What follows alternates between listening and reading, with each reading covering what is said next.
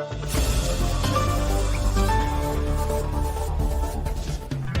this week's show, we're going to be taking a look at ourselves in those moments of doubt, fear, anxiety, and frustration. How, as writers, can we overcome this? How can we really do this? Does it ever go away? We'll discuss that and more with our roundtable discussion panel. And C.O. Cannon will be along with another great indie connection that twists mythology into a touch of darkness. So sit down, grab yourself a cup of coffee as we get ready to discuss these issues and more. For This Week in Indies, here's your host, Joe Compton.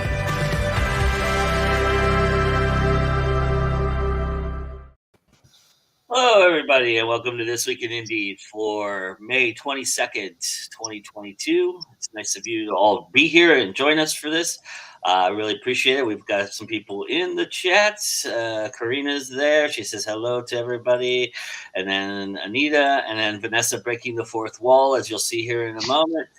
And then we have Madeline here. So welcome, everybody. Thanks for joining us. We've got a really great show, a good topic, and a great indie connection coming up for you.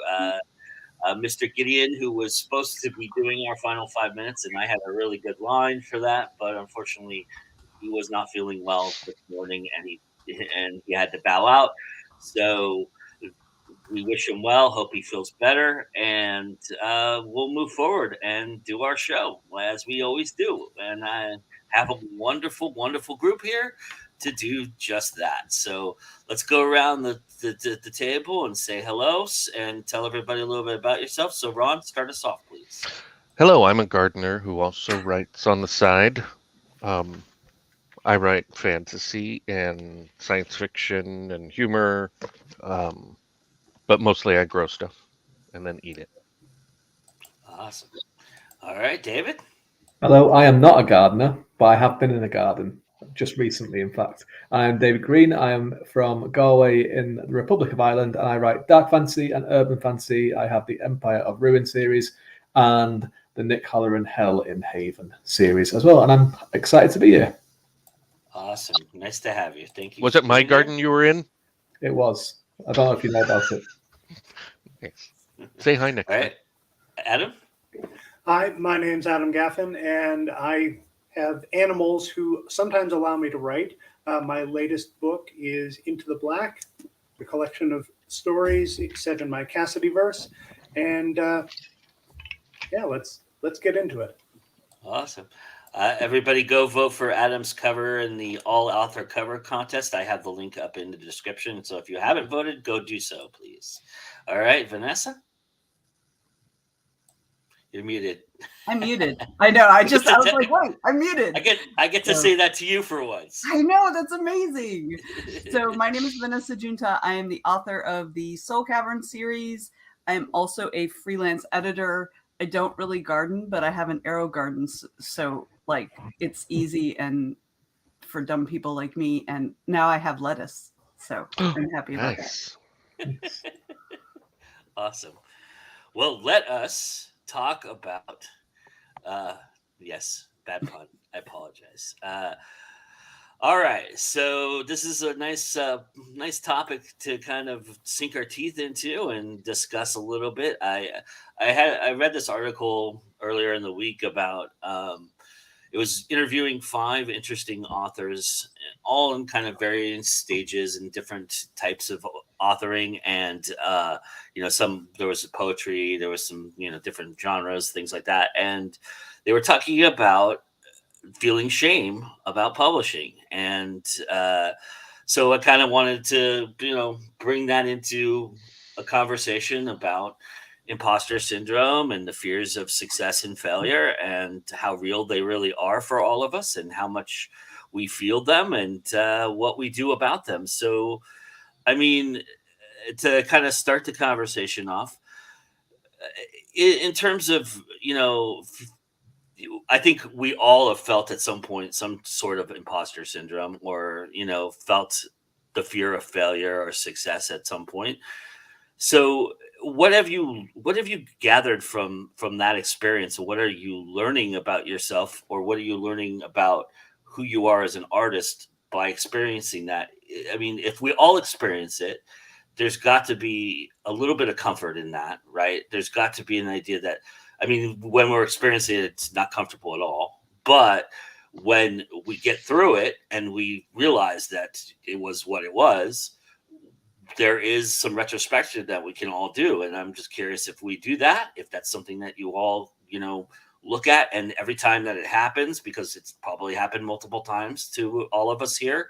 I mean, I'm just assuming, I'm not saying it has or has not, but it has to me. So I'll own up to it. It's happened to me, and it happens to me, on a frequent basis. And so I'm just curious what you all gather from it and what you learn from it, and what is it about it that can you recognize it when it comes?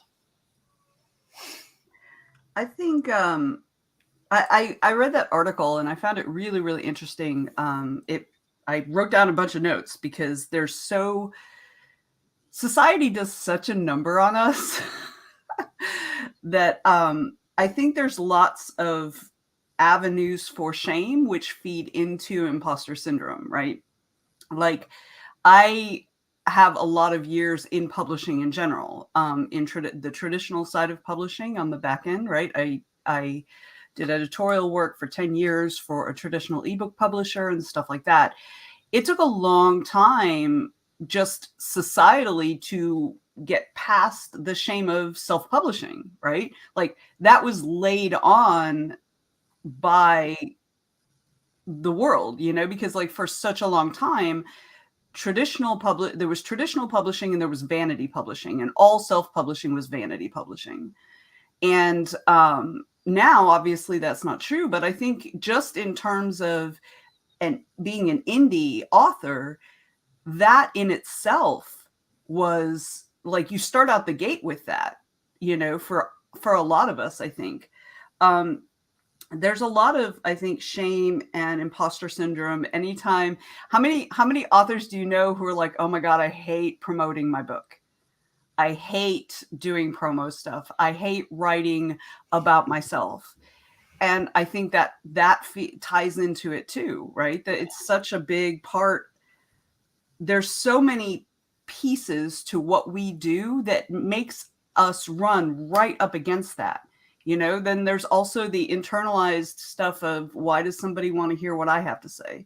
Or this isn't an original idea, So I think it's just it can be so pervasive for creatives in general, I think. So that article created lots of thoughts in my brain. Awesome. Clearly. I'm glad you got something out of it. I have an anecdote to share about what you just said, what you started with, but I'm going to let everybody else jump in here first and talk about it. So please, everybody, jump in. I generally just go through a whole kind of base level of imposter syndrome that doesn't really change until I get to there's two bits where it really spikes. So like I generally don't. I know what all authors are supposed to like is as Vanessa just said that you're supposed to promote your own work and everything, but I don't like my own work. I don't think I'm particularly good at it. And it's just like, and when I get reviews or people that are like, this is great, I'm kind of like, I don't really believe you, but that's great that you think so. It's thanks so much for telling me that. So I just have this like base level of it all the time where it's just like, look, people are going to wake up at one moment and realize someone's going to be like, you know what, this isn't actually very good. And I'll be like, that's what I've been saying for ages. Like, you agree with me at last. But it kind of spikes quite a lot when I get about halfway through a book, where it's like, the first half is done, the next half is to come, and I'm kind of like, where am I going with this? What is the point in doing this? No one's ever going to read it. It's not going to be good enough, and all that kind of stuff. And then I kind of just spend a few days just I don't know, just despairing, I suppose. And then I get over it a little bit and go back to my normal levels, because I'm with a small independent press. So it's like, I have a contract, so I have to get this book done, right? So, which helps me like a lot. So And then the next phase then is when I'm doing the kind of proof edits, which I'm in the process of at the moment because I've got a book out in a few weeks. And this part where the book is about to come out and we're just kind of finalizing it and all that kind of stuff is just a bit where I'm just kind of like, you know what, I am just tired of looking at this thing and I can't wait for it to be having it released is kind of like a relief where it's like, well, I don't have to do anything with it anymore, and people are going to read it and what have you, and I'm expecting to see how they get on with it and everything. But that's one of the reasons why I'm with a small press, because I thought about the proper traditional route of an agent and everything like that, and that kind of terrified me at first because it was like, well, I have to go through all this kind of phase, all this thing, and have to do all these kind of things like promoting myself, so doing all these letters, doing all this kind of stuff, and then the self publishing bit as well also terrified me because it was like, well, I don't know if this is any good or not. I can't just put this out in case it's terrible. So that kind of having that halfway house where I send something off to a small press and the small press are actually like, well, you know what, this is actually good enough to publish is a great kind of comfort to me, because it's like, well, if they think it's okay, then, and other people that are reviewing these things and saying that my work is good, as long as they're happy, then I'm happy enough, you know. So when I do have those spikes where it is like right at the moment, which is this has come up at a perfect time, seeing as I'm in the process of one at the moment. It's great because I'm like, well, you know what? People seem to enjoy the stuff that I do, so I must just be completely wrong, which is fine. Yeah. People are relating to you, David. Anita says I can relate. I'm critical of my books too. Karina said it's sad, but you know it happens, Karina. So Yes. you know. And then Maddie said to Venessa that she's listening while driving, and you hit the nail on the head. And then Karina says, if you believe in yourself, your book is 100%. Then you're no stopping you when it comes to promotion. Yeah, but that's the problem, isn't it? I mean, I agree with you 100% there, Karina. But I think the problem is that a lot of us don't feel that, right? Yeah. And so how do we feel that? You know. Yeah. Adam, you want to jump in? Ron, Adam. Ron looked like he was about to speak. I was just going to say, I can relate to what David said too, because sometimes I don't think his books are very good. I love you so much, Ron. I was lying though. Like I want to read David's stuff. I haven't read it yet.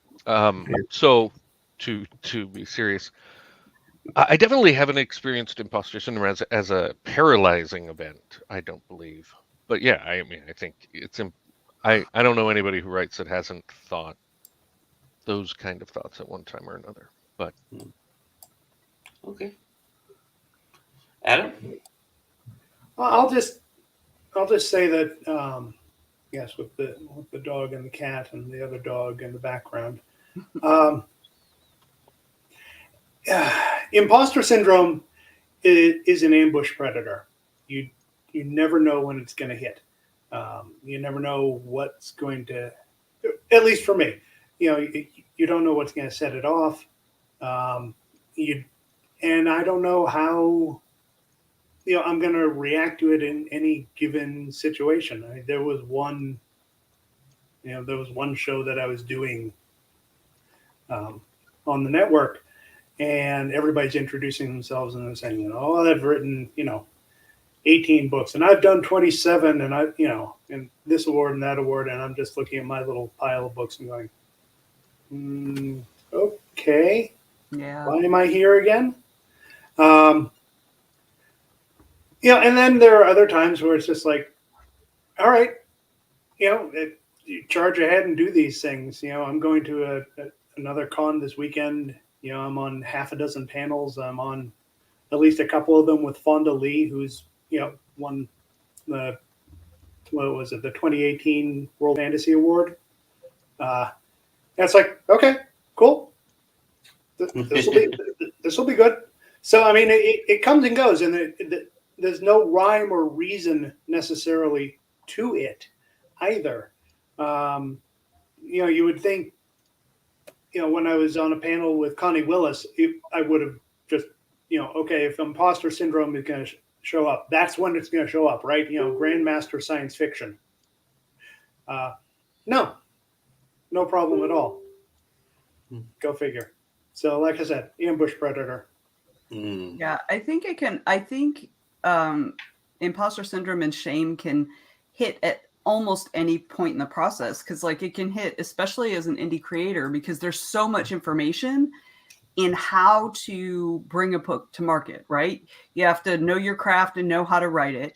You have to figure out how to find an editor or cover artist and how to make those decisions, or create your own cover or whatever. You have to learn all that. And, you have to learn about promotion. You have to learn about the actual logistics of publishing, meaning how to upload it, how to format it. Well, that should be the other way around, obviously. Yeah. It's a learning curve. I know it really is, but the first time you upload it and then format it, you know, learn, right? But what I mean is, like, there's so much. There's all of those are avenues for imposter syndrome to come in. Right. And like, if you don't understand how websites work, if you don't know how to do design, if you don't know how to do ads, if you don't know anything you don't know how to do is an area for imposter syndrome and shame to invade. So what I found, like Adam, what you were saying about being on panels and being like, why am I here? I actually have never felt that way because I have such a background in publishing. I feel like even if I may not have 50 books out, I know publishing, I know editing and stuff like that, right? So like for me, because I have that knowledge, that is what battles imposter syndrome for me. It's the points where I am not sure, I don't know, or I get reinforcement, like if I'm not getting sales or, whatever, that reinforces, or rejections if I'm sending out stories or whatever, rejections, because it's like a point, there's something in there that I don't know, and that is where imposter syndrome gets me. Deborah says she's got your back, Adam. She says, so true. It can pounce on any time. Even New York Times bestsellers with huge book lists can experience imposter syndrome. Maddie says, I've been hiding trying to promote. I've been trying to promote myself more lately, and little negative comments make imposter syndrome hit hard. And then Karina says, I know authors who get bad reviews and believe the world has ended. They're award-winning authors, but with every new book, the cycle starts again. Yeah, I love that. I'm just going to throw this in here since Karina and Deborah are both in chat. They both have interviews coming up on my website tomorrow. Cool. Yes, both of them. So yay, go check that out tomorrow. See what Deborah and Karina are up to. I love what Karina said, because I feel like we lose sight of that. I think with the idea that with each new thing, and it doesn't even necessarily have to be each new book, with each new thing we embark on, we have a new opportunity, right? So I think we forget, at least I forget that when I'm in the throes of, imposter syndrome and stuff. Yeah, I mean, there's certain things that do trigger it from time to time for certain people in certain ways, and then you surprise yourself, as Adam was saying. You get on a panel and sometimes it just works, and in the process of writing and creating and putting all this together, are you more likely to get it? I mean, David mentioned that halfway through his book is when he usually gets it. Are you more likely to get it during the creative process, or are you more likely to get it after or before the process? Where are you at in most of that aspect of it? Everywhere. I was going to say all the time. All the things. See, yeah. All right, so I'm going to be the outlier on this one, apparently. And I'm going to say it's going to be after. Like the ambush predator thing. But when I'm writing, whatever I'm writing, whether it's a vella or a novel or a short story, I'm in that story thinking, okay, this is good. If it's not great now, I can improve it later. So the writing side of it, I've got no issues on. It just, like I said, ambush predator, it'll show up when it shows up. Usually regarding, the whole idea of self-worth and, okay, there are a million self-published authors out there. What makes you different from any of them? And dear God, don't let me talk to my parents about this.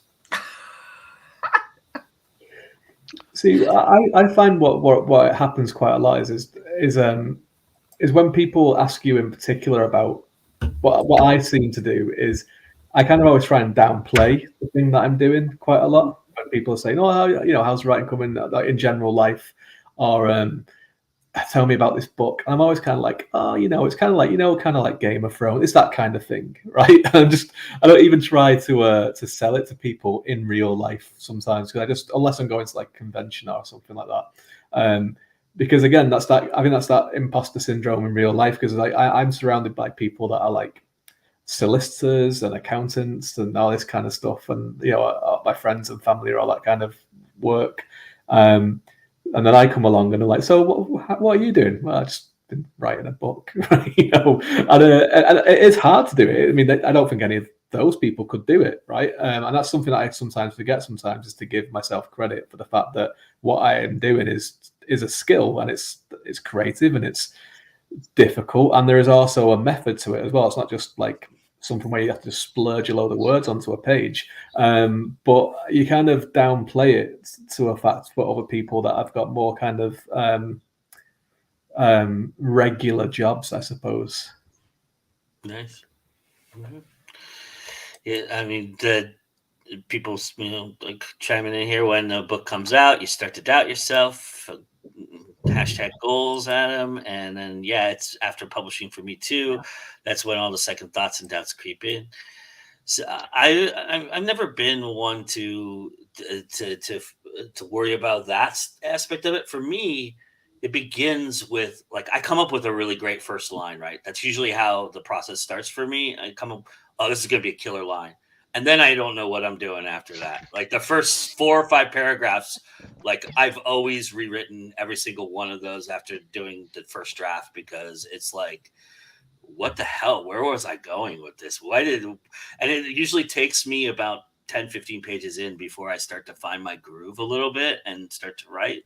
So, I mean, but I'm used to that now, but that's how it usually comes for me. I'm similar in that I'll come up. I don't necessarily come up with a good first line, but I'll come up with a cool situation or a cool character, but I won't have a story for it. And like that's really frustrating because it's like, okay, what the hell am I doing? Like, can I even author? Right. The amount of books I've started and never finished. Right? And something that the gentlemen were saying earlier got me to thinking is that I have a very similar experience to David in that when I'm working on a novel, I'll get and it's usually somewhere around the middle, like right about halfway through, and I'll be like, I don't know what the hell's going on. Why am I doing this? And like I'm flailing around wildly.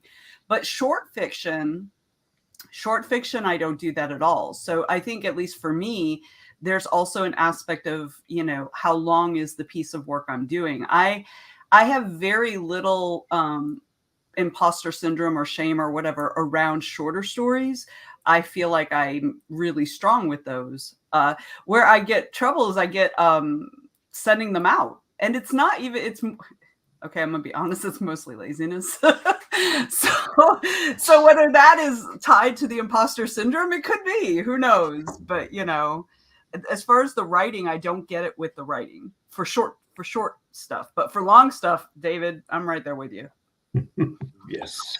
Well, for me, I tend to experience imposter syndrome the most after I've agreed to do something.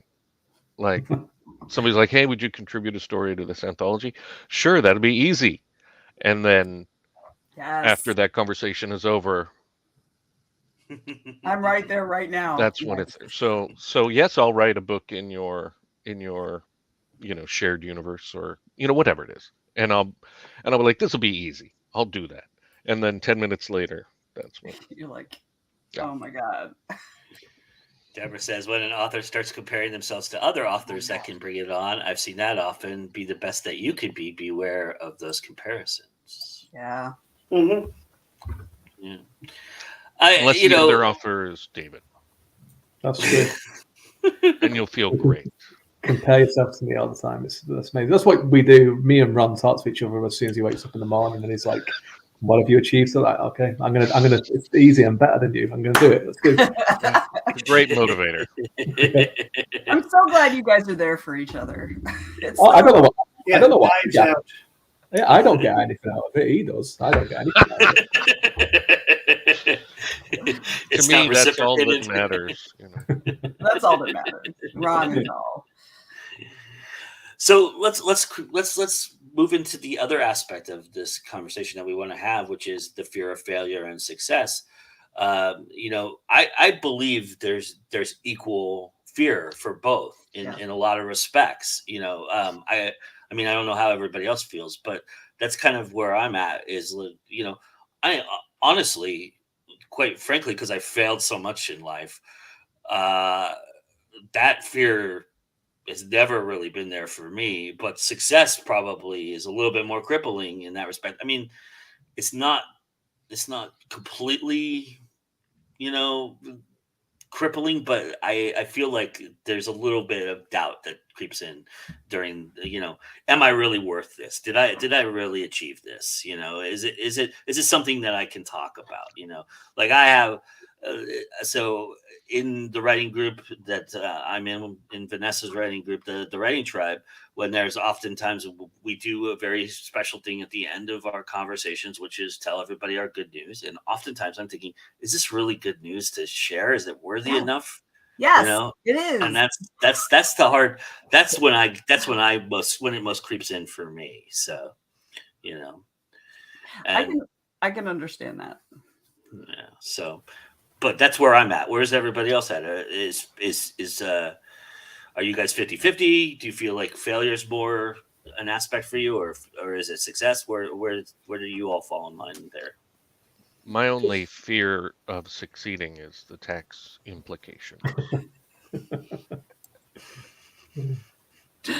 To some degree, those can be crippling. Sorry, Adam. I didn't mean to. Yeah. Just to some degree, there is a cultural bias against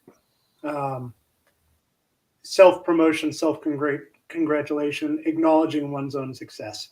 My wife is British, and so when she's trying to put herself out there, she always, she downplays stuff even more so. Yeah, David can probably speak to that better than I can, having lived it and not just seen it secondhand. But even in American culture, there is definitely a feeling of you should be, if you're successful, you're going to be recognized by other people. You shouldn't need to tell people about the success, and therefore, saying it is really, egotistical and tooting your own horn. And the problem is some of these things are little victories, right? That add up, that keep us going, that make things worthwhile, right?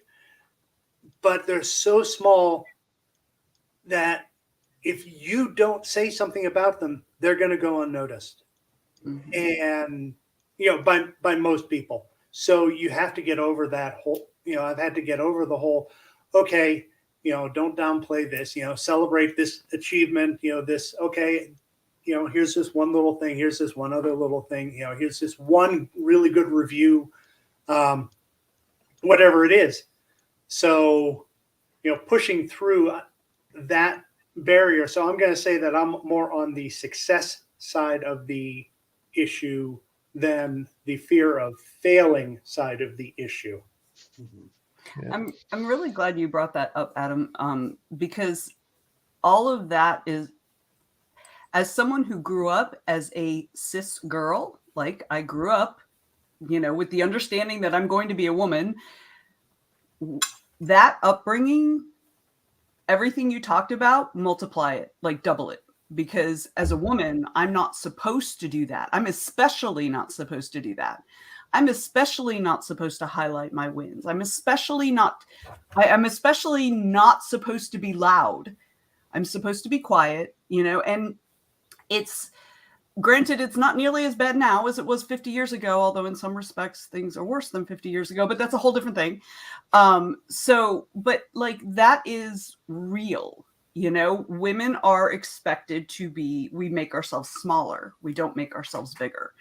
And so that's a thing that I think women have to, particularly women, and certainly men too. I'm not saying men don't also struggle with this, but women are actively socialized this way across all of US culture. And, that we not only have to fight against the external pressures of that, we also have to fight against the internalized pressure. Like we also have to like battle ourselves on every level as well as society on every level. And so that sometimes it's just so fucking exhausting, to try to do all that. Sometimes it's just easier to be quiet and to not. And I can see that. I mean, you and I are about the same age. And so I've seen that as well. And that's one reason that my characters, especially Kendra, get written the way they are, because they are very much I'm going to get in your face and I'm not going away until I, until I do it. Yes. Until you say, until you get out of my way, because otherwise I'm just going to run you over. Yes. So good. Mm-hmm. I just want to thank Venessa for fighting through that to talk so much on this show. Thank you, Ron. You're welcome. Kudos, I say. I appreciate you recognizing my struggles. That's from the heart. I love that. Anita says shameless plugs are one thing I don't have a problem with. Sometimes I forget to share my stuff, but that's a bad memory. Karina says I don't get a huge monthly royalty checks. I probably won't ever. I won't be a New York Times bestseller, but I've written 14 books and more to come, and I love putting my work out there. This makes me successful. Yes, girl. Yep. Yes. And Maddie says she has the equal fear for both. So that's weird. My mouse is being weird today. Sorry, guys. So I mean, David, did you answer the question? No, I didn't. I was being British and being very polite and waiting. So no, I mean I'm half Irish and half English. So although actually I'm less than half English, but I always just bump it up. But we are it's a very social thing. It's a cultural thing as well, because not only am I that, but I'm from a very working class background. I'm from the northern part of England, so we're very much I was brought up in the 80s during a recession, and then as soon as I became an adult, there was another recession. So it was very much like, don't brag. So it doesn't come naturally, and it's even just a British kind of way. Like, if you meet someone on the street and you say, like, how's it going? The answer is usually not bad. So it's never like, oh yeah, I'm good, or this. It's like, oh, it's not bad. Could be worse. Right, we have this kind of outlook on life, but also I'm neurodiverse as well. I'm autistic, so I get very, very kind of, if I get an idea in my head that this is the way something is, it gets very hard to shake that belief. And before I started concentrating on novels, I was doing a lot of short stories and a lot of short fiction, and I was really quite successful at it. I think I'm in about 180 anthologies, I think, altogether. Wow. In the end, it got to the point where it was like, when you get accepted in these things, and you get they're always like, advertise that you're in this, show off your acceptance and all this kind of stuff. And because I was doing so many of them, and I was like, people must be getting bored of hearing about this, because I'm bored of it and I hate sending this out all the time. So in my head, I'm like, people are bored of this. And then, so I was like, well, I'm going to stop doing it altogether. I'm just going to focus on, and I'm glad, and it wasn't the only reason that I've started focusing on longer stuff. I think it was about the right time. But one of the big reasons was because I got it into my head that I shouldn't brag about it. Even just sending out something without even any words, just the picture of the acceptance for the graphic that they send you was bragging. And then I was in my head, I was like, well, people must be bored. This must be sick of hearing this sort of stuff. So I was like, I'm just going to stop doing it.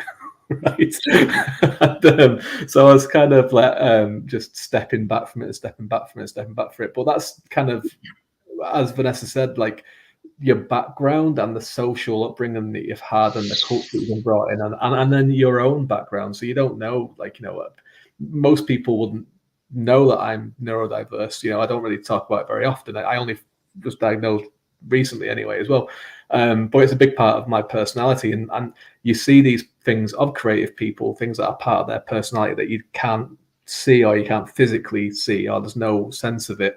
But that completely dictates their own relationship with their work, and their self-worth as well. And self-worth comes into a lot of this. So when you talk about fear of failure, fear of success, mine is completely more fear of success, because the failure aspect doesn't bother me all that much, because it's like, well, I don't expect to succeed anyway.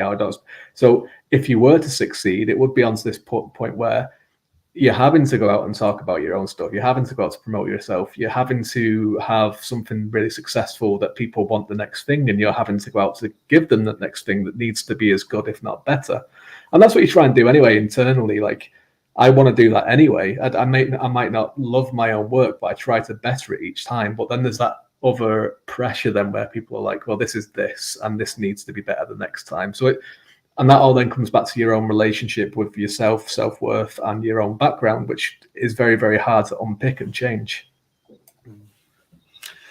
I find that I learn more from failure, but I grow more from success. Like as a person, I tend to be better person after succeeding, but I learn more from failing. I learn something every time from failing, and I don't know if there's a disconnect with me in terms of taking what I learned and applying that, and maybe that's where it becomes a success by, so I'm kind of, a little bit contradictory there, but no, that makes sense. Yeah, I see Venessa nodding along as well, going, yeah, yeah, no, I get that. I never thought of it quite like that, but I can totally see that, because in failure you learn what didn't work, right? So you can make changes. But when you succeed, you have to accept that you did it right, or you did it well enough to do good, and that informs so many different layers of who we are. I think, because I think as much as we like to say external validation shouldn't matter, it does. Oh yeah, it does. Yep. I mean, someone should not base their entire self-worth on it. That's bad. That is unhealthy. But it absolutely informs how we feel, even from day to day. If you wake up in the morning and you've got a 1-star review and they say that your book was shit, that's going to affect your whole day. If you wake up and have a 5-star review and someone says, this is one of my favorite books that I read this year, that's going to affect your whole day, right? Mm-hmm. So, yeah, it's great. It's great to hear it. Like, I mean, I've never been entered for any awards or anything, but a website just completely off the cuff, like, named my book their favorite book of the. They did a big award thing. It was like best book of the year last year, and I was like, at first I was kind of looking at it, and I was like, this is actually my book that they're talking about. I was like, this is so weird. But me being me, I was kind of like, I was happy, and it made me feel great and everything. But then I was like, well, this is the other thing as well. I'm always on about what's the next thing for me to do, right? So I was when I finished the book that I've got coming out, the day that I finished it, I remember saying to my wife, I was like, I'm going to finish this book today, and I'm going to really congratulate myself for finishing this book. It's the longest book I've ever written. It's the second one. It was more complicated and what have you. And I literally finished it, wrote end, sent it off to the people it needs to go to, closed my laptop, and then did nothing. Right? I just and then the next day I just started working on something else. Right? Yeah. And that's that pressure as well, because it's that thing. It's like, what is the next thing? Sometimes it's good to take a break, I think, and it's really hard to do that. Just to take that break and let it settle when you've achieved something, right? Absolutely. Because finishing one of these things is an achievement. No matter what happens with it, it's an achievement. Yes. Absolutely. This is also part of why I do the good news at the end of the things, because even if it's something tiny, sometimes that is what gets you through the day, you know, and every piece of good news is good, you know. So it's why I have chosen the way I review the way I do, is because somebody once told me profoundly, what you say, you're opening yourself up for that to come back to you too. So if you're being negative towards somebody else, you cannot sit there and absorb, you know, what negativity comes back to you. So imagine how you feel when that happens to you. So part of the reason why I look for positive is because there is something positive in everything, and you have to find that sometimes and celebrate it. And I love doing that. I love celebrating the positivity that goes on, because I think there's not enough of that in this world, and we need to. And you know, and there's I mean, if you read some of these convoluted reviews, oftentimes I just think it's like somebody just going in a dictionary and going, "Oh, that word sounds cool. I'm going to use that word," or you know. And they don't want to sound like they don't want to sound too enthusiastic about it. It's like they're saying, you know, okay, reel it in. Even if you think it's an amazing book, reel it in. Don't say too much. And speaking of which, you're still reading one of mine. Yeah. I just really quickly, I once got a negative review from someone who was negative because I was not the author who recommended they read my book, because I was a different author. Like, that's why they said I was bad. They said that I am not as good as the author that recommended they read it, and so that's why it was So I have something funny about bad reviews for anybody out there who's experienced bad reviews. Literally, this happened. I was doing a podcast about The Godfather, and one of my all-time favorite movies, and the host read the negative reviews. It has like 30 one-star reviews. Half of them were, I couldn't get this movie to work because my Amazon Prime sucks. Right. You know, it's like, it wasn't even about the movie. Yep. And then there was a review. There was literally a review that said, this movie was neither about God or my father. That's literally what the review said. And it was a one-star review. It's accurate, I suppose. Like, please never read anything I write, because you are too stupid. Yeah. I think the thing is reviews sometimes. It's like the one-star reviews, you know. Yeah, the package arrived broken and the book inside was damaged, so I'm leaving a one-star review. Yeah. I think the thing is, especially one-star reviews, I've only ever had, I think, 2 one-star reviews, and I've had a couple of like 2s and 3s and what have you.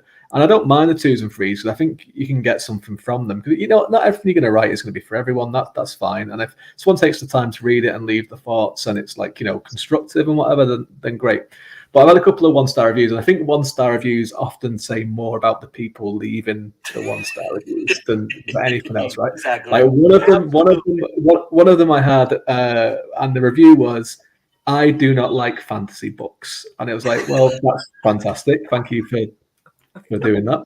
And the other one, right? One of my books has one of the main. There's multiple protagonists, but 2 of the main characters, one of which is on the book, is a female person of color, and she's right on the front of the book. You can't miss her. She's there, front and center.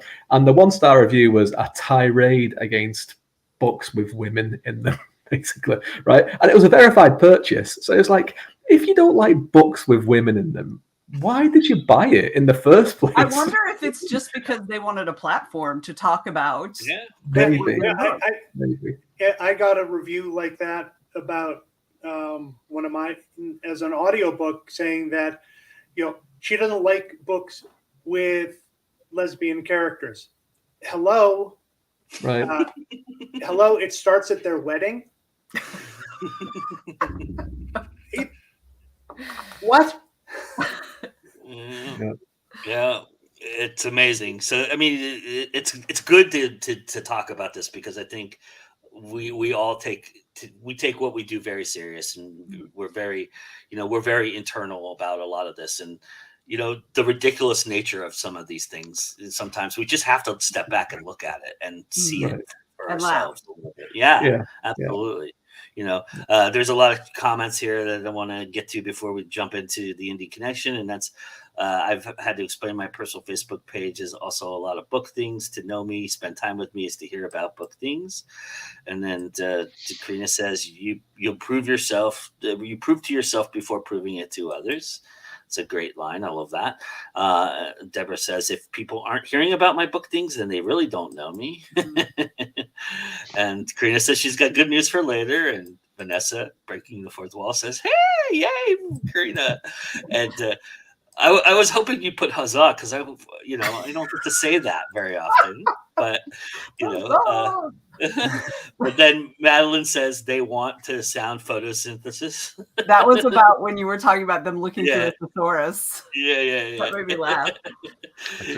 Deborah says the more books you sell, the more likelihood of a bad review. Some reviews aren't even for the right book. LOL, it's best to keep a good sense of humor. Yeah, absolutely. Well, on that note, in one of the weirdest segues we've ever done for the Indie Connection, because I'm not so sure there's a lot of humor involved in these books, but I have to say I've watched this episode already, and I'm going to tell you right now, the blurbs just absorb. It's just, some of these blurbs are just unbelievable. I mean, I was like, wow, that sounds amazing. So enjoy this. We'll be right back with the Indie Connection. We're going to do the Indie Connection right now. You know what? Just here we go.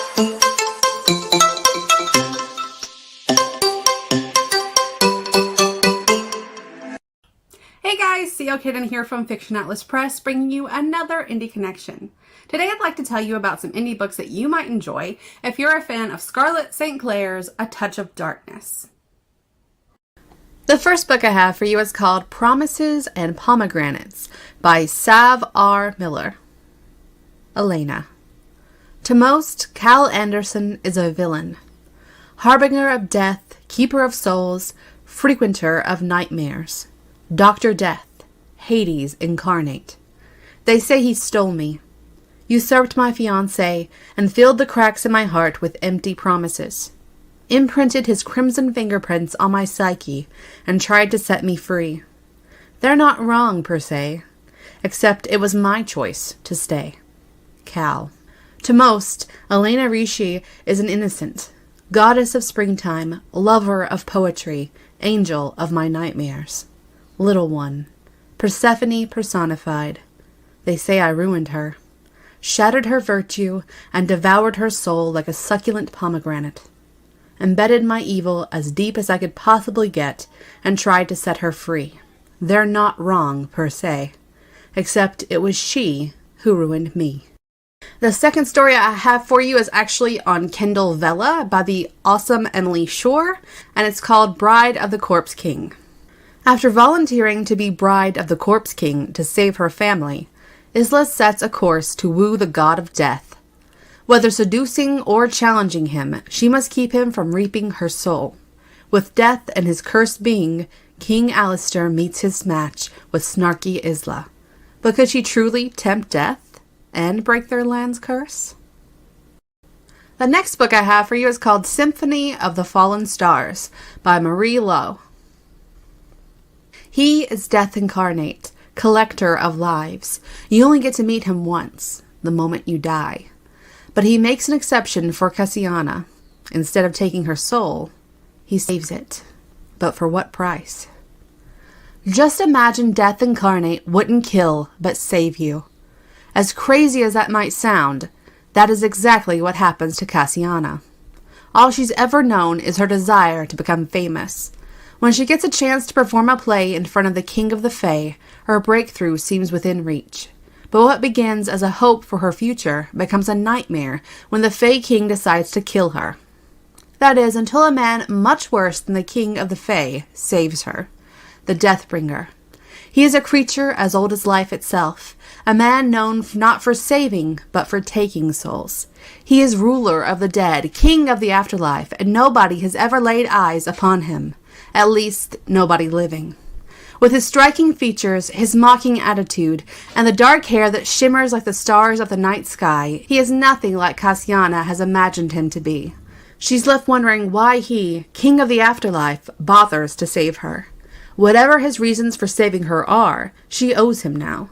And what scares Cassiana most isn't the debt she needs to repay. It's the way she's looking forward to doing so. The Deathbringer's darkness calls to Cassiana, begging for her touch, her affection, and her love. Will she be able to resist it? And the last book I have for you is called Of Thorns and Bones by Helios Hull. I don't want your kiss. I don't want your crown. I want to burn your kingdom to the ground. I haven't seen Hades for 1,500 years, but he is the key to the one thing I desire above all else, revenge. After what I did to him, it's going to take more than batting my eyes to regain his trust. For weeks he ignores my requests and my gifts. So I do what any jilted wife would do. I sneak into the underworld, breaking every rule that has been in place since our separation. But he can't ignore one thing, the mythical passion that burned our land from the inside out, leaving us both scars, seen and unseen. With every second we spend in the same realm, it's reigniting. One stray spark could destroy us both. Okay, that's all for me this week. I'll see you next week on Indie Connection. Bye. Bye.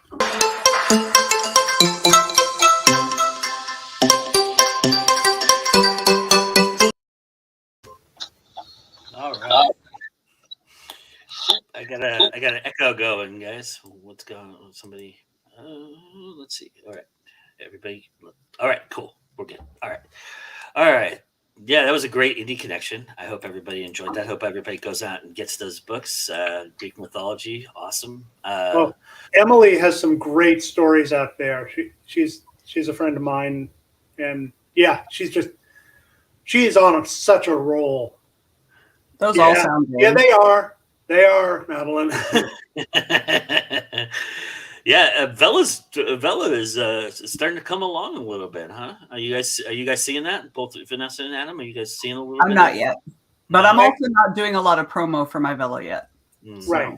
Whereas I am, and you have to get out there and push it, but it's there. You know, people are wanting to read them, and I'm actually getting some traction on the ones that have completed. You know, I'm putting those back out there and saying, "Hey, here you go." Isn't that the way? That's our society for you, right? It's like every time like I went to a convention, oh, when's the next book coming out? Do you have another one? You know, it's like, oh man. I mean, it also makes sense, particularly with Vela, because it's you want to know that the story's going to be done. You know, you don't want it to be like, back when we were kids watching a TV show and then all of a sudden it's canceled, like Babylon 5. Come on. Nobody wants that. Yeah, I know we're kind of going, off track here, but there seem to be kind of two schools of thought with Vela. One is to write the story and finish it, which is, what I do, what Emily does. And then there's I'm going to write this story and it's going to ramble on and on and on and on and just keep going. And I'm just going to keep throwing episodes out there. There's this one guy, I'm not going to name names.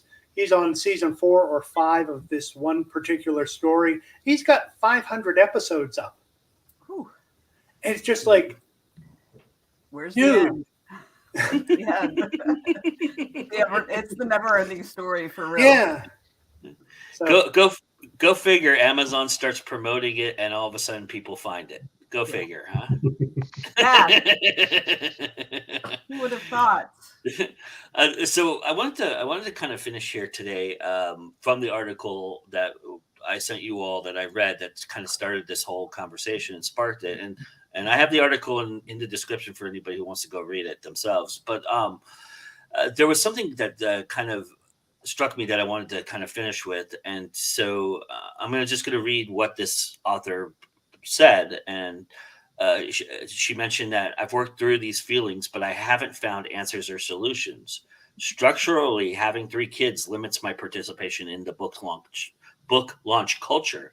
And sometimes I think they're my reprieve and my excuse. It's a gift to write and a gift to read, and I hold the gifts parts close. And I'm just kind of curious how much has a community. You know, we talk so much about community. We talk so much about being indie, and how and writing is such a solitary thing, right? It's such an internal battle sometimes. But how much has the community lent itself to you in overcoming your imposter syndromes in times of fears?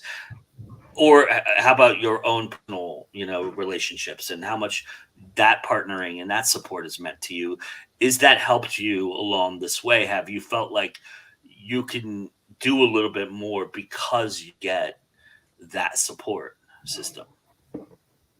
Yeah, absolutely. And you say writing is a solitary thing, which it is. I mean, I'm in the same writing group that Venessa runs, and that's one of the things. It is solitary, but we can be there to support each other. But it also takes, not only do you have to have the community to support you, but you're not just writing for yourself. If you were just writing for yourself, none of us would be here.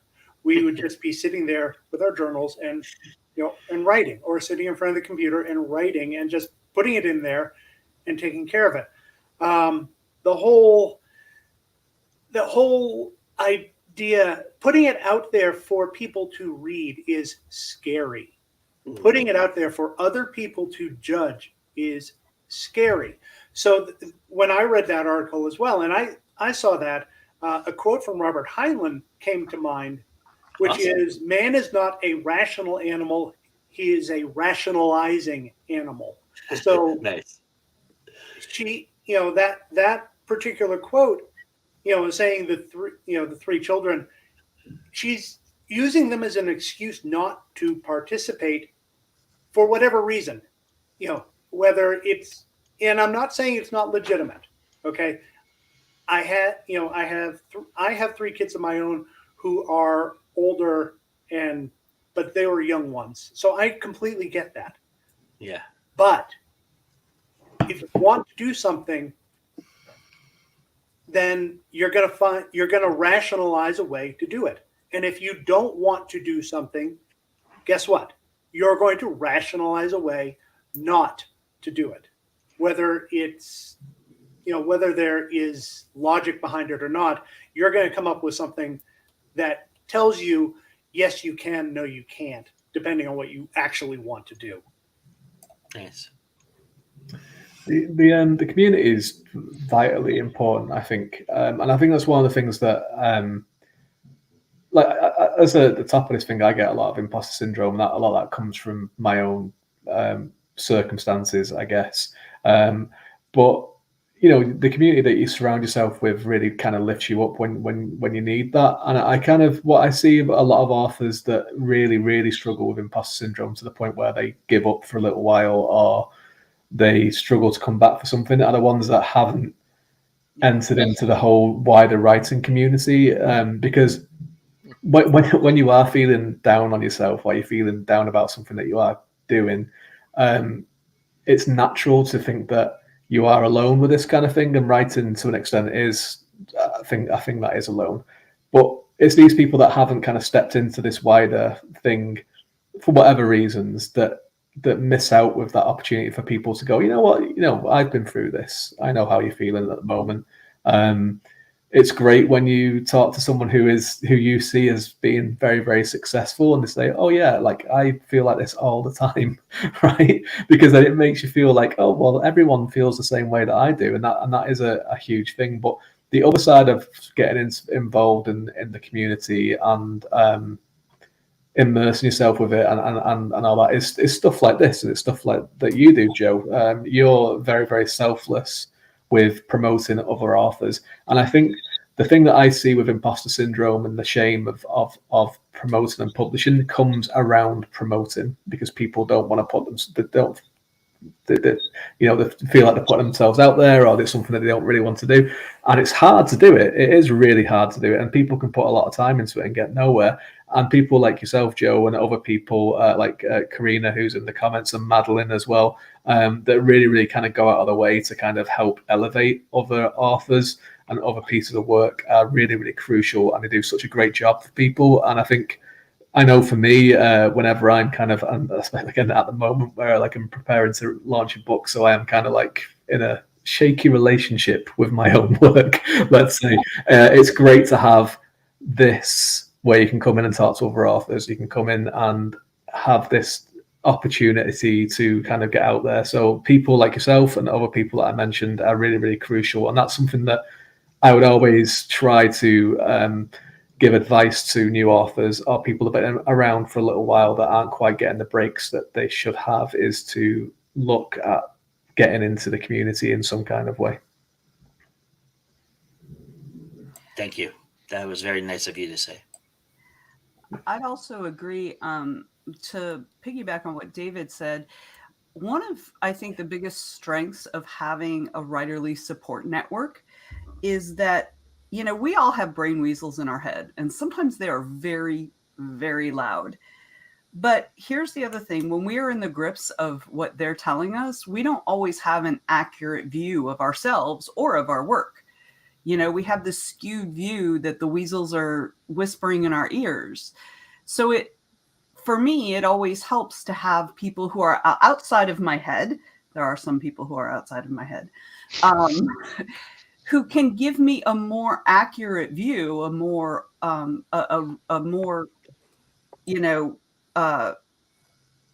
clear view of myself and my work. And this is not just about the work, like even, just like self-esteem stuff. We don't always have an accurate view of ourselves. And so then we have to rely on people we trust to give us a more accurate view. And I think that having the writing community to help fulfill that is essential to good mental health. I mean, look at so many of the writers in the past who maybe didn't have a network or didn't have the kind of connectivity we have today. And I mean, mental health was an issue for lots and lots of people. You look at how many died of drug overdoses or were alcoholics or, struggled with addiction, struggled with suicide. Yeah, exactly. Other mental health issues. And, the fact that we can create these communities without having to physically be with each other is probably one of the greatest strengths of the internet, today. So Karina echoes what I think everybody here would say, and that's when we have cheerleaders like Nessie, it helps loads. That's me, y'all. That's her nickname for me. Yes, huzzah! Huzzah to Joe! And Deborah says David is right. Hearing more authors speak about this topic will let you know that you aren't alone and well-known authors. If Neil Gaiman were to speak about this, for example, he has. Yeah, and there's a great Brandon Sanderson tells a great story about the first time he had it in one of his classes that he has on YouTube, on his YouTube channel, which I thought was very interesting. That was one of the kind of things that kind of gravitated me toward him a little bit, was when he related so well to that. It was very interesting. And a great show topic, good for authors to hear. And if an author can step back and look at their successes, that would help. So, yes. So first of all, I agree with Venessa. It is great not to have to physically be with you other authors. Secondly, I'm not very supportive, but if any of you are suffering from the opposite of this, feeling too good about yourself, I would be happy to help you deal with that. You're such a giver, Ron. I am. You really are. Yeah. You are an asset to our community. That's very sweet. On that note, this has been a wonderful conversation, everybody. I really appreciate your candidness and sharing and all of that. I really appreciate all of that. So let's let everybody know where they can see, get in touch with you and see more of your stuff and give you more success that you've definitely earned and deserve. So, Venessa, why don't you start us off? Oh, hi. Surprise. So I'm just going to refer you to whatever links Joe has down there because it's just easier than you trying to remember how to spell my name and stuff. But I am going to be at Con Carolinas in Charlotte this first weekend of June coming up. So if you're in that area and you want to come out and hang with a whole bunch of really cool folks and learn stuff about writing and buy lots of really good books, there's some really good books there, y'all. Come by and say hello. Awesome. All right, Adam. So if you want to find out about me, go to CassidyChronicles.com right here at the bottom of the screen. I'm also going to be at Conquest this coming weekend in Kansas City. Nice. Would love for people to come out. As Joe mentioned, yes, please vote for this cover in the all-author cover of the month contest, Into the Black. And you can also pick up this book. It is still fresh, just been out a month. And it has a Writers of the Future honorable mention story in here as well. Woo! Huzzah! Nice. I'm you're next on my list, Mr. Gaffen. So I will get through it. I promise. I will get to it and put it up there for you. I appreciate your patience on that. David. My links are below. Best place to get me is davidgreenwriter.com. I'm not at any conventions coming up very soon, but I will be at one in September, two actually in September in the UK though. So if you're not in the UK, or unless you want to travel to the UK, it's at an airport actually. So why not travel to the UK? It's fine. The convention's at an airport. It's so handy. And I have a new book out on June the 18th, Path of War, sequel to In Solitude Shadow. Worked really, really hard on it. So please do check that out. And the first one, because you won't understand anything that's happened in the second one if you don't. I love that you made that caveat, but I have to touch on this real quickly. You're going to a convention in an airport? Yeah, well, it's not in the actual airport, but it's Heathrow Airport, which is like a huge complex of hotels and everything. So it's gotcha. The convention. I went to one there recently, and it was great. And so Fantasy Con, it's in Heathrow Airport Hotel, basically. So if people, I was coming from Ireland and I got home quicker than people that were going from other parts of England because of the traffic in London. So it's ideal for people that are flying. Wait, do you have to go through the security to get to the con? Yes. You do? Wow. Well, unless you parachute out of the plane on the way over or something. Which would be a really amazing entrance. Right, with all your books on the one hand, and that'd be a hard drop, man. Right. Wow, that's absolutely amazing. I would do that just to do that. That's very cool. Awesome. Well, I hope you enjoy that. Sounds like fun. September in England is, always a fun time, right? That's right when the weather changes too. So right, we have some sunshine around that time, so it's nice. Nice. All right, Ron. I'm not going to any cons either, but just because I don't care for people. But you can get my books on Amazon. You can look at my website here, my outdated website. Since it's spring, I'm really kind of busy with the garden. Maybe if you guys can come back, touch base with me in a few months, that'd be great. And we also want to mention that Ron hosted the Mayhem game show. However, that this week there's we're taking a break from this week, and we'll be back the next week. So everybody, sorry, but there will not be a show on COVID. So. So everybody go check that out for sure. Every Tuesday here on this network that you're on right now, which is Go Indie Now. Everybody, congratulations, you found us, and we really appreciate it.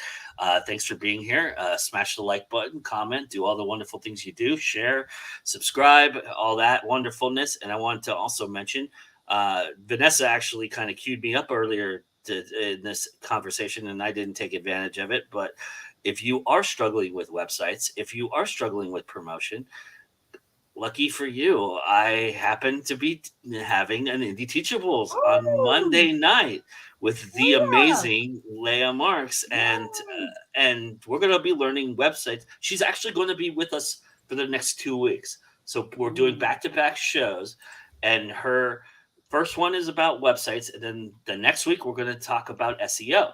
So I'm real excited to have her join me for that, and so come and learn websites with us, and then learn SEO next week. So that'll happen at 9 p.m. Eastern on Monday night. And we hope that you come and check us out there. I'm going, since Mr. Gideon was not able to do this, and I would highly recommend everybody go check out A Web of Crimson, which is the first book in the Books of Law series, and get ready in June. We were actually going to get a very, very exclusive sneak preview of the second book today, but unfortunately that didn't happen. So hopefully we can have him on to do that for us in the future. But everybody go get that book in the meantime. Get yourself ready for the second book and go check him out. I left his link in the description so you guys can go check it out, and yeah, please do that. I wanted to finish the show with me doing the last 5 minutes by telling you a joke / anecdote that kind of relates to what we're doing here. Okay. And you probably heard this joke if you're a fan of a certain TV show. It's one of my favorite jokes of all time. And it's really not a joke. It's actually more of I guess it's an anecdote. It's not really a joke. But it has the cadence of a joke. But if you're a fan of a certain TV show, and I won't mention the TV show, but if you're a fan of it, you probably heard this. So bear with me for just a couple minutes here as I tell this story. And it's basically, there's a guy walking down the street and he falls in this enormous hole. And the hole is, so steep, so wide. The walls are so impossible to climb. And he's looking up and he's dumbfounded. He doesn't know how to get out. He's going nuts. And a priest walks by and sees the hole and walks around it. And he yells to, hey, preacher, can you help me out? I fell in this hole. And the preacher writes a prayer on a piece of paper and throws it down to him and walks away. And so he's going, okay, a doctor then walks by and he goes, hey doc, I'm down here. Can you help me out? I'm stuck in this hole. And the doctor writes a prescription and sends it down to him on a piece of paper and walks by.